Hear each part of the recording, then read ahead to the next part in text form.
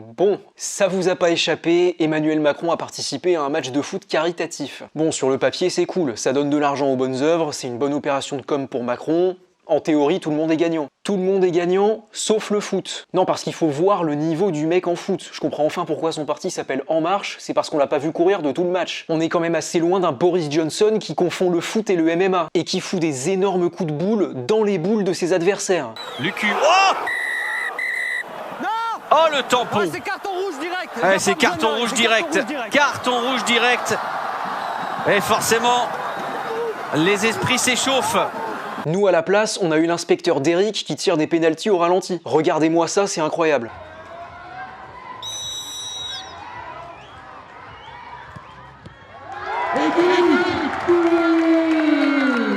Même ma grand-mère, elle l'aurait arrêté ce penalty. Bon, ma grand-mère est morte, mais je veux dire, tu mets son cadavre en travers du but, elle l'arrête. Hein, je veux dire, là, c'est littéralement le gardien qui s'est écarté pour laisser passer le ballon, quoi. Il a vu Macron tirer son penalty, il a attendu 25 minutes que le ballon arrive jusqu'au but, il en pouvait plus, il est parti pisser, voilà ce qui arrive. Bravo, monsieur le président. Point fort, trop faible. Bon, après, c'est loin d'être le plus mauvais président au foot. Souvenez-vous, il y a 13 ans, c'était François Hollande qui avait chaussé les crampons devant les caméras. À l'époque, on m'avait dit, François Hollande va participer à un match de foot. J'avais répondu, il va faire le ballon. On m'a dit non, il va jouer.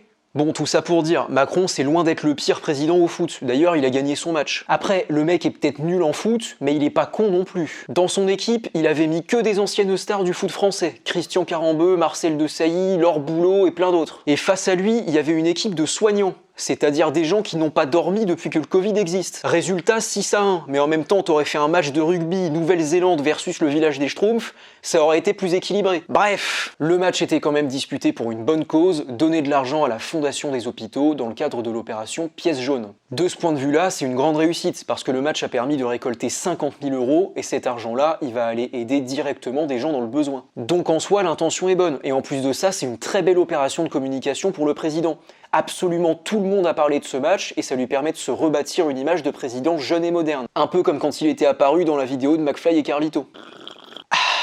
Non, parce que ce match, c'est essentiellement ça, de la com. Macron, il est président de la République et s'il veut donner de l'argent à la fondation des hôpitaux, il a plein d'autres moyens de le faire. Par exemple, donner de l'argent à la fondation des hôpitaux. Alors c'est sûr, en termes de communication, c'est moins vendable, mais ça marche aussi bien. Non, parce que si on commence à financer toutes les fondations avec des événements sportifs, on n'a pas fini. Jean-Michel Blanquer va devoir faire des matchs de boxe pour financer les associations d'aide aux victimes de harcèlement scolaire.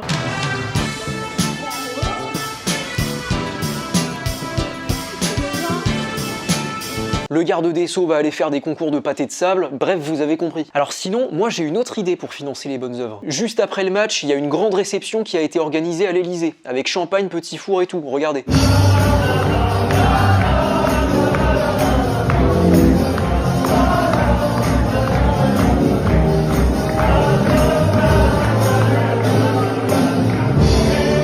Alors moi, mon idée, c'est que au lieu de gâcher de l'argent pour sécuriser un match de foot avec le président, et ensuite organiser une réception comme ça, tu fais pas le match, tu fais pas la réception, et à la place, tout l'argent que ça t'aurait coûté, tu le donnes à la fondation. Mais bon, j'ai peu d'espoir que ça arrive, parce que comme disait Georges Wolinski, un grand patron préfère encore perdre son argent plutôt que de le donner.